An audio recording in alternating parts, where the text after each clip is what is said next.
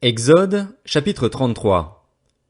L'Éternel dit à Moïse, vas-y, pars d'ici avec le peuple que tu as fait sortir d'Égypte. Monte vers le pays que j'ai juré de donner à Abraham, à Isaac et à Jacob en disant, je le donnerai à ta descendance. J'enverrai un ange devant toi et je chasserai les Cananéens, les Amoréens, les Hittites, les Phéréziens, les Héviens et les Jébusiens. Monte vers ce pays où coule le lait et le miel. En revanche, je ne monterai pas au milieu de toi, car tu es un peuple réfractaire et je risquerai de te faire disparaître en chemin. Lorsque le peuple entendit cette parole de malheur, il prit le deuil et personne ne mit ses ornements. L'Éternel dit à Moïse, dis aux Israélites, vous êtes un peuple réfractaire. Si je montais un seul instant au milieu de toi, je te détruirais. Retire maintenant les ornements que tu portes, et je verrai ce que je te ferai. Les Israélites se dépouillèrent de leurs ornements en s'éloignant du mont Horeb. Moïse prit la tente et la dressa à l'extérieur du camp à une certaine distance. Il l'appela tente de la rencontre. Tous ceux qui consultaient l'Éternel allaient vers la tente de la rencontre à l'extérieur du camp. Lorsque Moïse se rendait à cette tente, tout le peuple se levait. Chacun se tenait à l'entrée de sa tente et le suivait des yeux jusqu'à ce qu'il ait pénétré dans la tente. Lorsque Moïse avait pénétré dans la tente, la colonne de nuée descendait et s'arrêtait à l'entrée de la tente, et l'Éternel parlait avec Moïse. Tout le peuple voyait la colonne de nuée s'arrêter à l'entrée de la tente, et tout le peuple se levait et adorait, chacun à l'entrée de sa tente. L'Éternel parlait avec Moïse face à face, comme un homme parle à son ami. Puis Moïse retournait au camp, tandis que son jeune assistant, Josué, fils de Nun, ne sortait pas de la tente. Moïse dit à l'Éternel, voici que tu me dis, fais monter ce peuple, et tu ne me fais pas connaître qui tu enverras avec moi. Cependant, tu as dit, je te connais par ton nom et tu as trouvé grâce à mes yeux. Maintenant, si j'ai trouvé grâce à tes yeux, fais-moi connaître tes voies. Alors je te connaîtrai et je pourrai encore trouver grâce à tes yeux. Regarde, cette nation est ton peuple. L'Éternel répondit, je marcherai moi-même avec toi et je te donnerai du repos.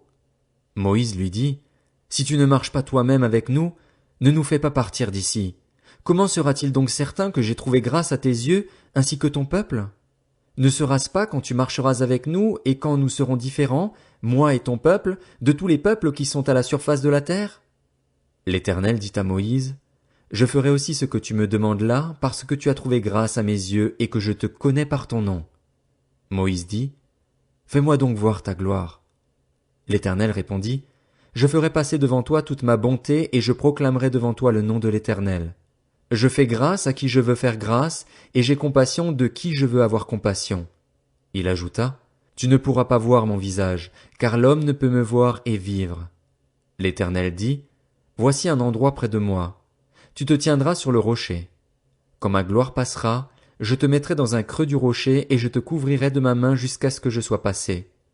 Lorsque j'écarterai ma main, tu me verras par derrière, mais mon visage ne pourra pas être vu. Exode, chapitre 34. L'Éternel dit à Moïse, taille 2 tables de pierre pareilles aux premières, et j'y écrirai les paroles qui étaient gravées sur les premières tables que tu as brisées. Sois prêt de bonne heure. Tu graviras dès le matin le mont Sinaï et tu t'y tiendras devant moi, au sommet de la montagne. Que personne ne monte avec toi et qu'on ne voie personne sur toute la montagne.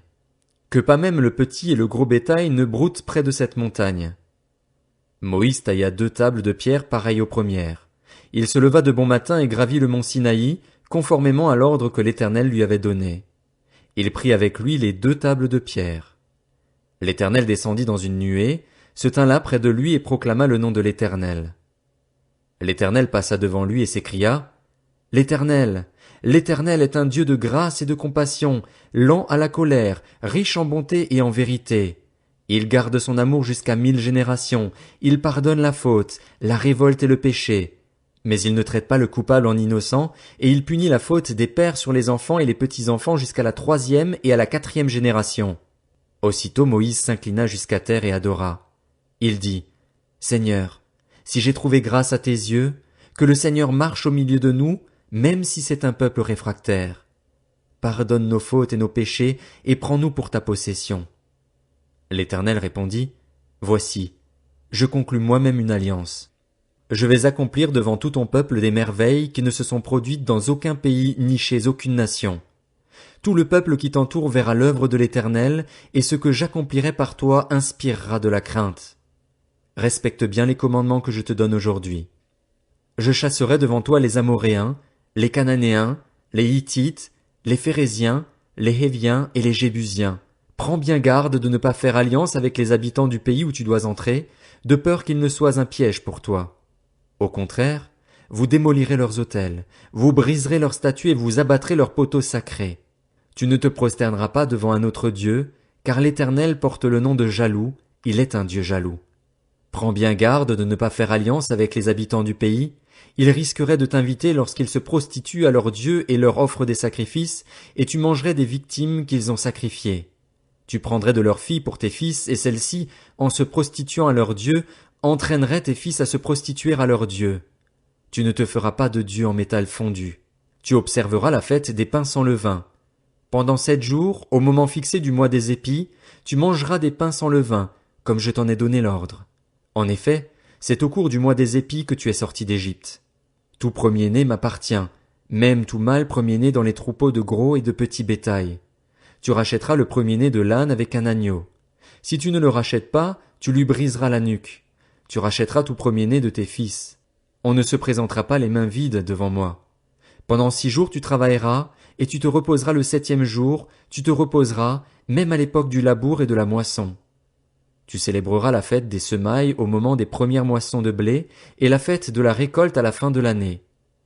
3 fois par an, tous les hommes se présenteront devant le Seigneur, l'Éternel, le Dieu d'Israël. En effet, je chasserai les nations devant toi et j'agrandirai ton territoire, et personne ne cherchera à s'emparer de ton pays pendant que tu monteras te présenter devant l'Éternel, ton Dieu, 3 fois par an. Tu n'offriras pas sur du pain levé le sang de la victime sacrifiée en mon honneur, et l'on ne gardera pas le sacrifice de la Pâque pendant la nuit jusqu'au matin. Tu apporteras à la maison de l'Éternel, ton Dieu, les tout premiers produits de ton sol. Tu ne feras pas cuire un chevreau dans le lait de sa mère. L'Éternel dit à Moïse, « Écris ces paroles, car c'est sur cette base que je conclus une alliance avec toi et avec Israël. » Moïse resta là avec l'Éternel 40 jours et 40 nuits. Il ne mangea pas de pain et ne but pas d'eau. Et l'Éternel écrivit sur les tables les paroles de l'alliance, les 10 paroles. Moïse descendit du mont Sinaï, les 2 tables du témoignage à la main. Il ne savait pas que la peau de son visage rayonnait parce qu'il avait parlé avec l'Éternel. Aaron et tous les Israélites regardèrent Moïse et virent que la peau de son visage rayonnait. Ils eurent alors peur de s'approcher de lui. Moïse les appela.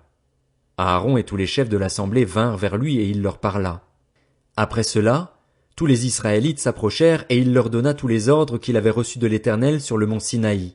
Lorsque Moïse eut fini de leur parler, il mit un voile sur son visage.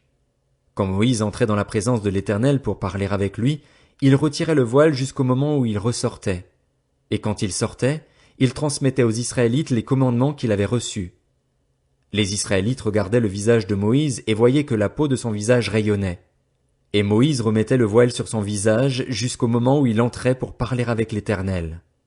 Exode, chapitre 35. Moïse convoqua toute l'assemblée des Israélites et leur dit, « Voici les commandements que l'Éternel ordonne de mettre en pratique. Pendant 6 jours on travaillera, mais le 7e jour sera saint pour vous. C'est le sabbat, le jour du repos, consacré à l'Éternel. Celui qui accomplira un travail ce jour-là sera puni de mort. Dans aucun de vos foyers vous n'allumerez de feu le jour du sabbat. » Moïse dit à toute l'assemblée des Israélites, « Voici ce que l'Éternel a ordonné. Prélevez sur ce qui vous appartient une offrande pour l'Éternel.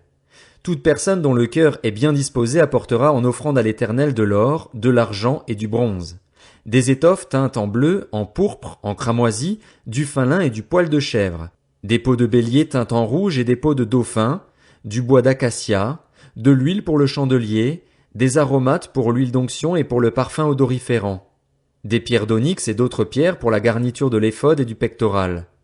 Que tous ceux parmi vous qui ont de l'habileté viennent et réalisent tout ce que l'Éternel a ordonné. Le tabernacle, sa tente et sa couverture, ses agrafes, ses planches, ses barres, ses colonnes et ses bases, l'arche et ses barres, le propitiatoire, le voile pour cacher l'arche, la table, ses barres et tous ses ustensiles, les pains consacrés, le chandelier avec ses ustensiles et ses lampes, l'huile pour le chandelier, l'autel des parfums et ses barres, l'huile d'onction et le parfum odoriférant, le rideau de la porte pour l'entrée du tabernacle, l'autel des holocaustes, sa grille en bronze, ses barres et tous ses ustensiles, la cuve avec sa base, l'étoile du parvis, ses colonnes, ses bases et le rideau de la porte de cette cour, les pieux du tabernacle, ceux du parvis et leurs cordages, les vêtements pour le service dans le sanctuaire, les vêtements sacrés pour le grand prêtre Aaron et les vêtements de ses fils pour leur fonction en tant que prêtres. Toute l'assemblée des Israélites sortit de la présence de Moïse. Tous ceux qui étaient bien disposés et animés de bonne volonté vinrent apporter une offrande à l'Éternel pour les travaux de la tente de la rencontre, pour tout son service et pour les vêtements sacrés. Des hommes et des femmes vinrent. Tous ceux dont le cœur était bien disposé apportèrent des boucles, des anneaux, des bagues, des bracelets, toutes sortes d'objets en or. Chacun présenta l'offrande d'or qu'il avait consacrée à l'Éternel. Tous ceux qui avaient des étoffes teintes en bleu, en pourpre, en cramoisi, du fin lin et du poil de chèvre, des peaux de bélier teintes en rouge et des peaux de dauphin les apportèrent. Tous ceux qui prélevèrent de l'argent et du bronze apportèrent cette offrande à l'Éternel. Tous ceux qui avaient du bois d'acacia pour les objets destinés au service l'apportèrent. Toutes les femmes qui avaient de l'habileté se mirent elles-mêmes au filage et elles apportèrent le résultat de leur travail, des fils teints en bleu, en pourpre, en cramoisi et du fin lin. Toutes les femmes dont le cœur était bien disposé et qui avaient de l'habileté filèrent du poil de chèvre. Les chefs du peuple apportèrent des pierres d'onyx et d'autres pierres pour la garniture de l'éphod et du pectoral, des aromates et de l'huile pour le chandelier, pour l'huile d'onction et pour le parfum odoriférant. Tous les Israélites, hommes et femmes, dont le cœur était disposé à contribuer à l'œuvre que l'Éternel avait ordonnée par l'intermédiaire de Moïse, apportèrent des offrandes volontaires à l'Éternel. Moïse dit aux Israélites, « Sachez que l'Éternel a choisi Betsalil, fils d'Uri et petit-fils d'Ur de la tribu de Juda. Il l'a rempli de l'Esprit de Dieu, d'habileté, d'intelligence et de savoir-faire pour toutes sortes de travaux. Il l'a rendu capable de faire des inventions, de travailler l'or, l'argent et le bronze, de graver les pierres à enchâsser, de travailler le bois et de réaliser toutes sortes d'œuvres d'art. Il lui a accordé aussi le don d'enseigner, de même qu'à Oholiab, fils d'Ahisamach, de la tribu de Dan. Il les a remplis d'habileté pour réaliser tous les travaux de gravure et d'art, pour broder et tisser les étoffes teintes en bleu, en pourpre, en cramoisi et le fin lin, pour faire toutes sortes de travaux et d'inventions.